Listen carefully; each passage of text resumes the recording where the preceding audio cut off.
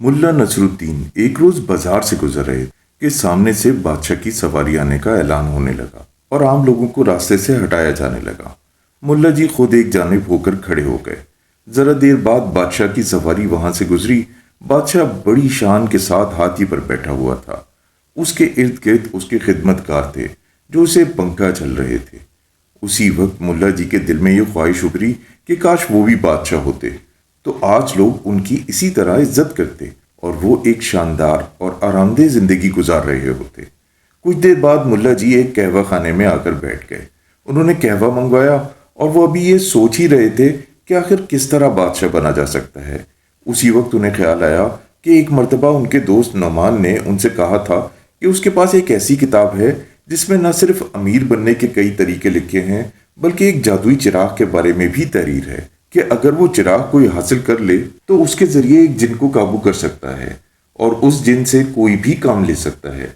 मुल्ला जी फौरन रवाना हो गए और कुछ देर बाद नमान के दरवाजे पर पहुंचकर वहां दस्तक दी।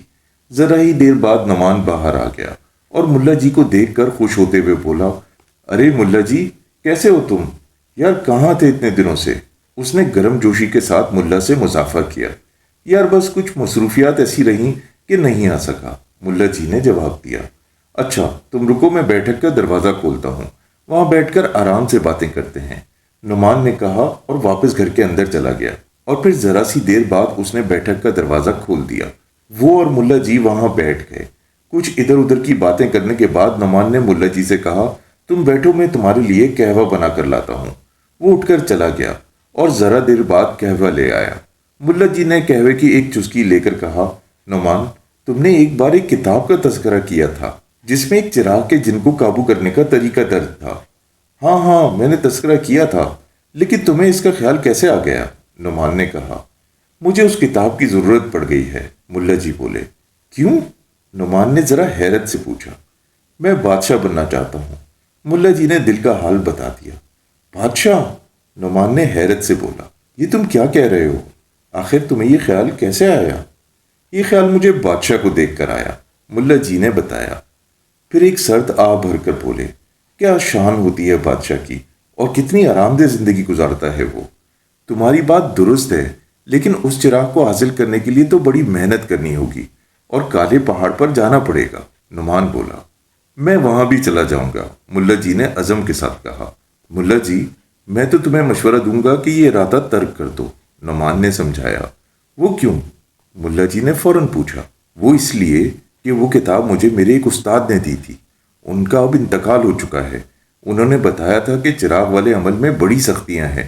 पहले काले पहाड़ पर जाना है, वहां 2 दिन का फाका करना है, कुछ देर मुर्गा बनकर अजानें भी देनी होंगी, फिर गधा बनकर ढेंचू ढेंचू की आवाजें निकालनी है।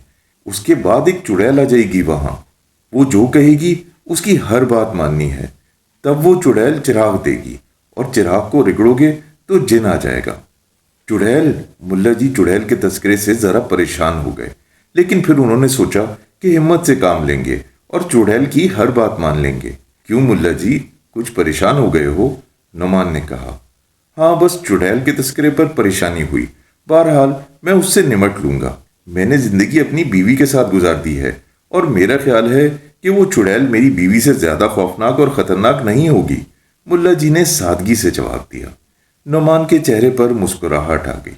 वो बोला, मुल्ला जी मैं वो किताब लेकर आता हूँ। वो उठकर चला गया और जरा देर बाद किताब लाकर मुल्ला जी के पास बैठ गया।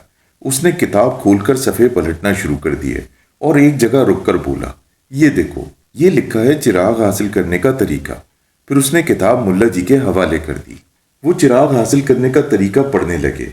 फिर किताब बंद करके नुमान की तरफ देखा। तुम मुझे ये तरीका किसी कागज पर लिख दो। नुमान ने वो तरीका कागज पर लिखकर मुल्ला जी को दे दिया और मुल्ला जी वहां से रवाना हो गए। उनका रुख काले पहाड़ की तरफ था जो शहर से बाहर काफी दूर था। मुल्ला जी काले पहाड़ के पास पहुंच गए। ये जगह बिल्कुल वीरान थी, दूर दूर तक कोई इंसान नहीं था। मुल्ला जी को तन्हाई से जरा खौफ आया।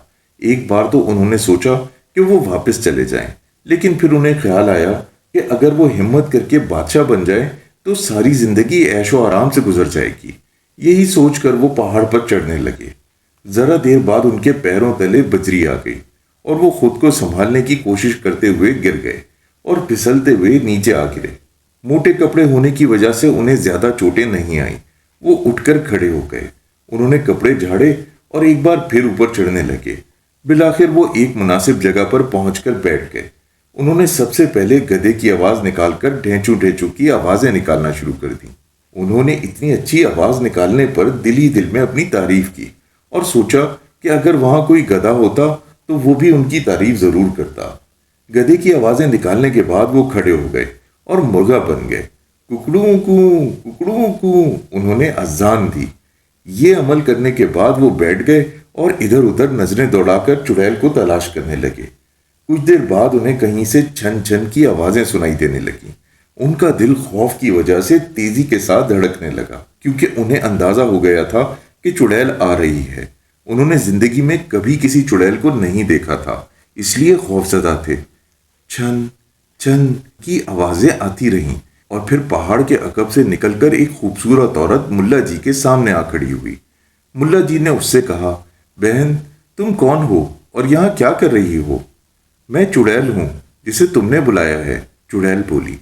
یہ دیکھو میرے پیر۔ ملا جی نے اس کے پیروں کی طرف دیکھا جو پیچھے کی طرف مڑے ہوئے تھے اور ان میں پائلیں بھی تھیں جس سے چھن چھن کی آوازیں آ رہی تھیں۔ ملا جی کا اوپر کا سانس اوپر اور نیچے کا نیچے رہ گیا۔ خوف کی وجہ سے ان کا دل تیزی سے دھڑکنے لگا تھا۔ انہوں نے سن رکھا تھا کہ چڑیل کے پیر پیچھے کی طرف مڑے ہوئے ہوتے ہیں۔ ملا جی کیوں گھبرا رہے ہو؟ چڑیل مسکرا کر بولی۔ وہ ملا جی تھوک نکلتے ہوئے بولے، وہ دراصل میں تو سوچ رہا تھا کہ تم بہت بدصورت ہوگی۔ مجھے خوبصورت دیکھ کر تم خوف سے لرز رہے ہو۔ اگر میں بدصورت ہوتی تو شاید اب تک تمہارا دل بند ہو چکا ہوتا۔ چڑیل ہنس کر بولی، اچھا اب سنو، تم نے مجھے بلایا ہے، اب تمہیں میری باتیں ماننی پڑیں گی ورنہ میں تمہارا خون پی جاؤں گی۔ نہیں، ملا جی اور گھبرا کر بولے، ایسا نہ کرنا۔ ویسے بھی میں اتنا کمزور ہوں کہ میرے جسم سے خون نہیں نکلے گا، بلکہ شاید کچھ قہوہ نکل آئے، کیونکہ میں قہوہ زیادہ پیتا رہتا ہوں۔ قہوہ تو مجھے بھی پسند ہے، چڑیل مسکرا کر بولی، لیکن تم نے اگر قہوہ پینا ہو تو میرے جسم سے نہ نکالنا، بلکہ چچا چھکن کے پاس سے پی لینا۔ ملا جی نے جلدی سے کہا، یہ چچا چھکن کون ہے؟ چڑیل نے پوچھا۔ چچا چھکن کا ہوٹل ہے ہماری گلی میں، ملا جی نے بتایا۔ نہیں، میں اتنی دور نہیں جاؤں گی۔ اگر تم نے میری باتیں نہ مانی تو میں تمہارا خون، میرا مطلب ہے قہوہ یہیں پی لوں گی، چڑیل نے کہا۔ اچھا تو اب بتاؤ کہ تم کیا چاہتی ہو؟ ملا جی نے پوچھا۔ میں چاہتی ہوں کہ کسی بچے کی طرح رو کر دکھاؤ، چڑیل نے فرمائش کی۔ اوئے اوئے اوئے اوئے، ملا جی بچے کی طرح رونے لگے۔ بہت خوب، چڑیل خوش ہو گئی۔ اب ذرا بلی کی آواز نکالو۔ میاؤں میاؤں۔ ملا جی نے بلی کی آواز نکالنے کی کوشش کی، لیکن ان کے گلے میں تھوک اٹک گیا، جس کی وجہ سے عجیب سی آواز نکلی۔ چڑیل نے برا سا منہ بنا کر کہا، لگتا ہے کہ بلی کے پیٹ میں شدید درد ہو رہا ہے۔ کیا اس طرح بلی بولتی ہے؟ ذرا پھر سے نکالنا آواز۔ میاؤں میاؤں۔ ملا جی نے سنبھل کر بلی کی درست آواز نکالی۔ ہاں یہ ٹھیک ہے، چڑیل نے کہا۔ اچھا سنو، میں تم سے دل کی ایک بات کہنا چاہتی ہوں۔ ہاں ہاں ضرور کہو، ملا جی جلدی سے بولے۔ میں تم سے شادی کرنا چاہتی ہوں، وہ بولی۔ شادی؟ ملا جی نے حیرت سے کہا۔ ہاں، دراصل تم مجھے پسند آ گئے ہو، چڑیل بولی۔ اوہ، مجھ میں ایسی کون سی خوبی ہے؟ ملا جی خوش ہو کر بولے۔ تم بالکل کوئی بھوت لگتے ہو، میرے خوابوں کے شہزادے بھوت، وہ بولی۔ ملا جی اپنی اس تعریف پر تھوک نکل کر بولے، بھوت؟ ہاں بالکل، میں نے کسی مرد بھوت کے سپنے دیکھے تھے اور تمہیں دیکھ کر یوں لگتا ہے کہ میرے سپنے پورے ہونے کا وقت آ گیا ہے، وہ ذرا جذباتی انداز میں بولی۔ نہیں، ملا جی جلدی سے بولے، میں دو چڑیلوں کو نہیں سنبھال سکتا، بس ایک جو میرے گھر میں ہے وہی کافی ہے۔ اوہ، چڑیل افسردہ ہو کر بولی، تم نے میرا دل ہی توڑ دیا۔ خیر کوئی بات نہیں، بس اب میری ایک اور فرمائش پوری کر دو۔ گدھے کی آواز ایک بار پھر سناؤ اور ساتھ ہی اس کی طرح کی دو لتیاں بھی مارو۔ ڈھینچو ڈھینچو۔ ملا جی نے گدھے کی آواز نکال کر دو لتیاں بھی جھاڑیں۔ واہ بہت خوب، چڑیل خوش ہو کر بولی، لگتا ہے کہ تم گدھے کے بھی باپ ہو، بہت اچھے انداز میں دو لتیاں چلائیں تم نے۔ واہ، اچھا دیکھو اب میں جا رہی ہوں، تم بھی جاؤ، راستے میں تمہیں میری ایک کنیز جادوئی چراغ دے دے گی، تم اسے رگڑ کر جن کو حاضر کر سکتے ہو۔ چڑیل اپنی بات ختم کر کے واپس چلی گئی۔ ملا جی اٹھے اور کپڑے جھاڑ کر چل دیے۔ راستے میں انہیں ایک بوڑھی عورت ملی اور ایک چراغ انہیں دیتے ہوئے بولی، ملا جی یہ لو چراغ۔ ملا جی چراغ پا کر خوش ہو گئے۔ وہ عورت غائب ہو گئی۔ ملا جی نے بیٹھ کر وہ چراغ زمین پر رگڑا تو ذرا ہی دیر میں زوردار گڑگڑاہٹ ہوئی اور بہت ہی خوفناک سا جن آ گیا۔ اس کا رنگ سیاہ تھا، آنکھیں اور دانت بڑے بڑے تھے، اس کے منہ سے لمبی سرخ زبان لٹک رہی تھی۔ اس نے ملا جی سے کہا، ملا جی میں تمہارا غلام حاضر ہوں، میرے لیے کیا حکم ہے؟ ملا جی اتنا خوفناک جن دیکھ کر دہشت کی وجہ سے تھر تھر کانپنے لگے تھے۔ جن نے پھر اپنا سوال کیا، لیکن ملا جی کھڑے کانپتے ہی رہے۔ جن بولا، ملا جی تم گونگے ہو؟ نہیں، ملا جی نے مشکل سے کہا۔ او اچھا، اب میں سمجھا، تم ہکلے ہو۔ جن بولا، نہیں بھائی، ملا جی نے کہا۔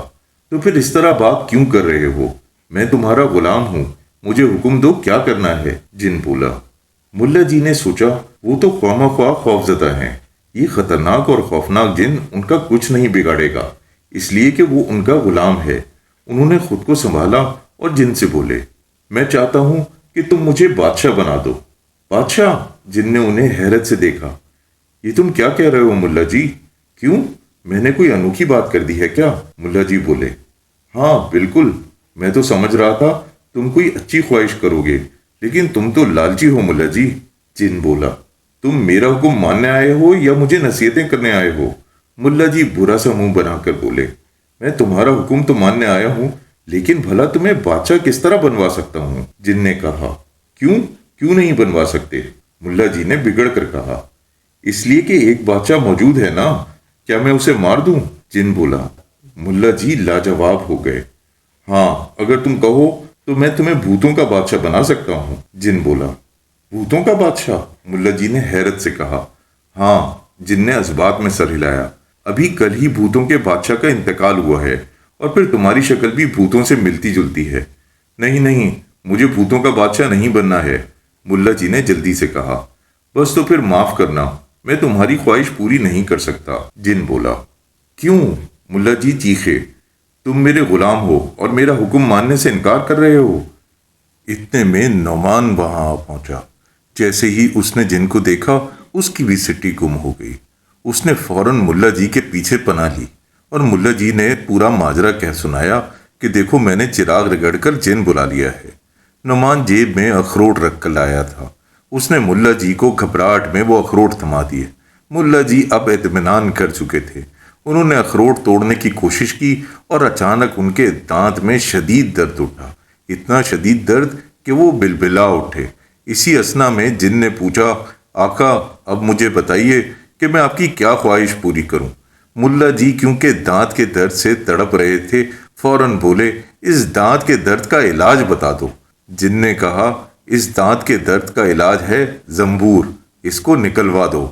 یہ کہا اور جن غائب۔ ملا جی سٹ پٹا گئے اور نعمان بھی حیران و پریشان ہو گیا۔